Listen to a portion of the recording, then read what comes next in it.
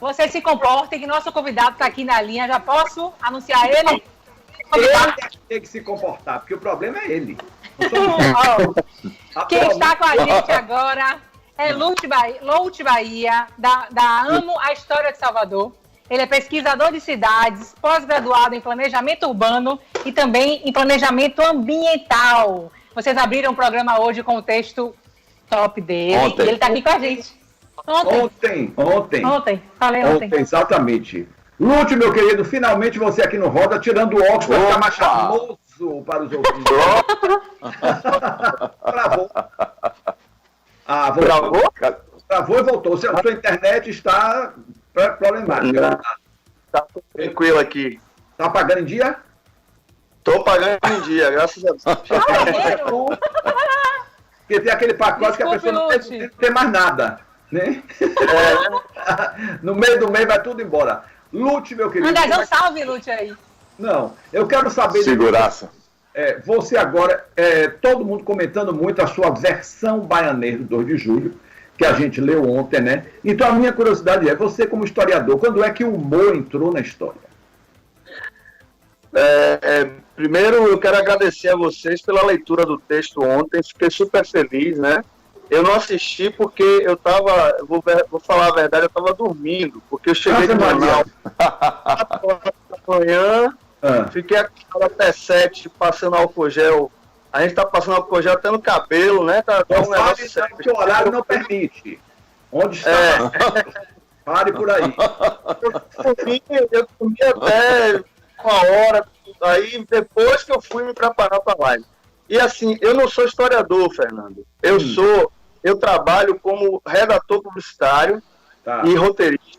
Eu trabalho em agências de propaganda, estava em Manaus, inclusive trabalhando para uma agência, fiquei lá desde outubro e voltei para cá. Passei pelo aquele período seríssimo da pandemia de lá, foi muito grave, eu não queria ver isso acontecer aqui em Salvador. Eu vi de perto, vi pessoas, vi na televisão todo dia, pessoas morrendo na rua porque os hospitais não tinham...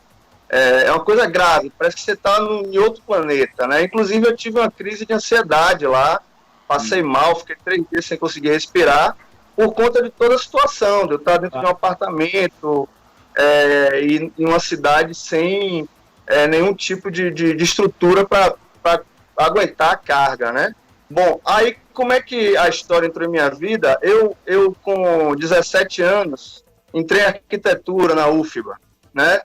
E cursei alguns semestres, 5 semestres, mas depois acabei largando em função daquelas crises da época de Collor, professores se aposentando, a faculdade sem recursos, 6 meses de greve. Aí eu fui para outro curso que é de publicidade e propaganda e fiz minha carreira em propaganda. Quando chegou em 2006, eu resolvi voltar a estudar arquitetura e na sequência eu fiz a pós-graduação em planejamento ambiental e planejamento urbano. Aí é que a história entrou realmente na minha vida, porque eu estudei cidades. Comecei a estudar cidades, me apaixonei pelo tema, fui morar na Itália em 2015, fiquei 8 meses lá estudando as cidades slow, que é uma pesquisa que eu faço, um livro que eu estou escrevendo, e lá eu criei a Amo História de Salvador. Então a Amo História de Salvador tem 5 anos, na verdade. Começou como blog ou já foi direto para o Insta? Não, ele começou no Facebook, né? E no YouTube, eu tenho um YouTube também com vídeos que eu faço contando a história de Salvador.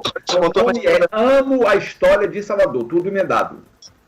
Onde você for, qualquer plataforma, se você botar Amo a História de Salvador, você vai achar no Instagram, no Facebook, no YouTube, no site, tudo é o mesmo nome, né? E aí, agora sim, você vai perguntar para mim quando é que a história entrou na minha vida, eu vou te falar uma coisa, eu moro no Barbalho. Minha família paterna é de Cachoeira, minha família materna é daqui, mas sempre estava em Belém de Cachoeira. Eu sempre vivi aqui, Santo Antônio, Além do Carmo, Soledade, Lapinha, a festa da Lapinha, o 2 de julho passa na minha esquina. Então, não houve um momento que eu entrei na história, acho que me jogaram na história, né? Na história. Então, assim, é interessante porque, como criança, como jovem, eu não tinha a dimensão dessa história para mim. Eu era uma criança brincando no Forte do Barbalho, jogando bola, né? eu ia para a praça do Santo Antônio do Carmo andar de bicicleta, depois ia namorar mais tarde, né? Mas não tinha essa dimensão. Quando eu cheguei em arquitetura e comecei a estudar Salvador, aí eu vi que, rapaz, eu vivo dentro da história, né? Eu moro dentro da história. E aí isso me apaixonou. Eu comecei a pesquisar imagem e a escrever sobre a cidade. Mas eu não sou historiador, né? Na verdade, você acabou virando um historiador, né, por osmose. Quer dizer, você não tem o diploma de historiador, mas hoje, ao estudar cidades, você se transforma num historiador também, né? Um contador de histórias, pelo menos, né? Um grande contador de histórias. E o humor? Isso. Um contador de história eu gosto mais, porque historiador me causa uma responsabilidade. Assim, é verdade, pode ser uma coisa até solta. Agora, o humor, quando é que o humor chega? É uma veia minha, de publicitário, né? A vida toda eu sempre usei muito do humor, desde a época do colégio. Eu sempre escrevia, a gente tinha no colégio no Integral um jornalzinho chamado Repertrose, que inclusive até as páginas do jornal eram grampeadas tortas, né? Era na época que a gente fazia impresso mesmo, então a gente sacaneava todo mundo, a gente fazia piadas, textos. Eu lembro que um amigo meu que está assistindo aqui a live também, chamado Jay, ele teve um problema sério, ficou afastado 6 meses da aula, e na época estava passando um filme chamado A Lenda de Billie Jean, e eu fiz A Lenda de Billie Day, e escrevi esse texto. Eu não lembro mais, eu perdi essas coisas, mas eu sempre tive essa coisa de escrever, antes mesmo de eu me descobrir redator publicitário, né? E aí, nessas escritas, André? A gente nota que tem isso, né, dentro do texto, da construção, mas tem um aspecto interessante que eu estava conversando com o Guerreiro antes da gente ler o texto, inclusive, que é a possibilidade da linguagem, de você usar o baianês, de você usar isso como um recurso educacional. Assim, eu tenho certeza que você deve ter tido muito retorno sobre pessoas, inclusive, que não tinham acesso à história, e através da linguagem popular, através do baianês, dessa forma nossa de falar, isso nunca foi tão tradutor do sentimento, do espírito do 2 de julho, né? Na verdade, eu faço intencionalmente, né? Eu amo a história de Salvador, eu sempre falo para os fãs da página que é um projeto para mim de vida e que eu procuro trabalhar memória, história, identidade cultural e pertencimento. Porque o que é que eu acho? Eu acho que a gente precisa resgatar o amor do Salvador, né? Independente de questão política, quem está no poder, tudo isso passa. O que fica é a nossa cidade, é a nossa história. Então as pessoas precisam conhecer a história da independência, saber que foi a união de pessoas diferentes, nessa diversidade de negros, indígenas, brancos, comerciantes, pessoas da elite, pessoas pobres, todo mundo se juntou para vencer um exército, uma guerra improvável de ser vencida. E foi vencida na raça. Por quê? Então esse é o caminho do brasileiro. Eu acho que o brasileiro, para resolver os problemas dele, hoje, os atuais, é a mesma coisa, é se unir contra tudo que está acontecendo. A gente não pode permitir essa loucura que está acontecendo, esse surgimento de sentimentos preconceituosos, esse neonazismo, neofascismo. Não estou nem falando de política, estou falando desse sentimento absurdo que a gente vê surgir de uma minoria. A gente tem que reagir em conjunto, todo mundo, independente de classe, independente de cor, de credo, a gente tem que partir para cima mesmo. Eu discuto na internet, eu discuto em minha página, eu não permito que um cara desse, um fascista, se manifeste livremente. Ele vai se manifestar, mas ele vai receber a porrada dele, porque não é possível que a maioria da população brasileira... Na verdade, você permite que ele se manifeste, mas também dá o troco, né? Ou seja, também responde. É diferente de não permitir, você permite. Tanto que eu vi na sua live, passei, não vi toda, vi alguns trechos, vi inclusive você cortou o cabelo, estava ali dizendo que seu cabelo estava ali chamando de Lolo, né? De rolo, de outros apelidos na live, estava engraçado, inclusive. E ali você trouxe umas coisas assim, pitorescas, interessantes, assim, prédios, aquele prédio que existia ali, onde tem a prefeitura hoje, há muito tempo atrás, você trouxe ali por que chama Rio Branco o Palácio. Legal, traga um pouquinho disso para a gente para a gente entender. Tá bom. Você está falando da primeira live, né? A live... Eu abri uma live... Aquela surpresa. Todo mundo ficava me pedindo, faça uma live, e eu ficava me preparando, e o cabelo horroroso. Eu falei, não vou fazer não, que eu tô aqui, deixa eu dar uma estudada. Aí um dia, juro por Deus, aquele dia, quando deu 6 horas da tarde, eu tava trabalhando na agência, eu pedi ao diretor de arte, faça um cardzinho aí, chame live surpresa. Aí joguei e disse, 8 horas eu vou entrar na live. E aí, na loucura, eu abri. E, gente, foram 5 horas seguidas de live. E o pessoal perguntou tudo que você imaginar sobre Salvador. Foi um teste até para mim de conhecimento.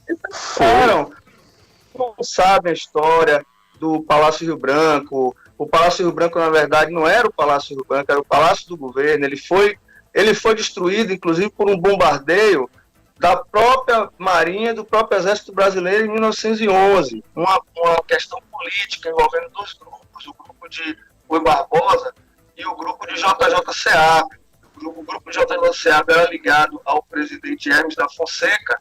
E aí, não vou me alongar, mas nessa questão aí, para pressionar a tomada do poder político na Bahia, nós fomos bombardeados pelo Exército Brasileiro. E é um episódio que nunca foi estudado. Então, o pouco que eu encontrei de documento nos arquivos públicos e tudo fala que muita gente morreu nas ruas de Salvador, que a população foi brigar contra o Exército, foi brigar contra a Marinha, mas não tem como, não tinha como. Então a gente apoiou mesmo, e JJ Seabra assumiu e saiu detonando a cidade, assim, no sentido histórico, né?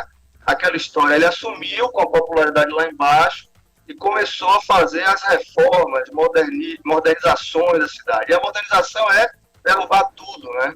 E foi assim. Você sabe que na Feira de São Bento quase que vai embora o dinheiro, né? Foi uma loucura. O convento de São Bento não foi embora porque a sociedade reagiu, mas a gente perdeu, por exemplo, a igreja de São Pedro, onde está a relógio de São Pedro hoje, era uma igreja, e foi destruída. A fachada das Mercedes não é mais original, ele cortou e recuou. Metade do Senado baiano, ali se você chegar na Piedade, onde tem aquele prédio que está cortado no meio, parece que funcionou de um cursinho pré-vestibular, mas se você observar, você vai ver que tem uma parte alta e o lado de cá sumiu, foi cortado. Então, uma centena de casarões. Então, perdeu muita coisa. Com a desculpa sempre da modernidade, né? E a gente tem que prestar muita atenção nisso, porque esse discurso, de vez em quando, reaparece em Salvador, né? Não tem dúvida. Há alguns anos atrás, eu vi um movimento muito forte para tirar a população da área da Cidade Baixa, da Ribeira, da Península Itapajipana, e fazer empreendimentos de classe A e luxo. Eu acho isso um absurdo.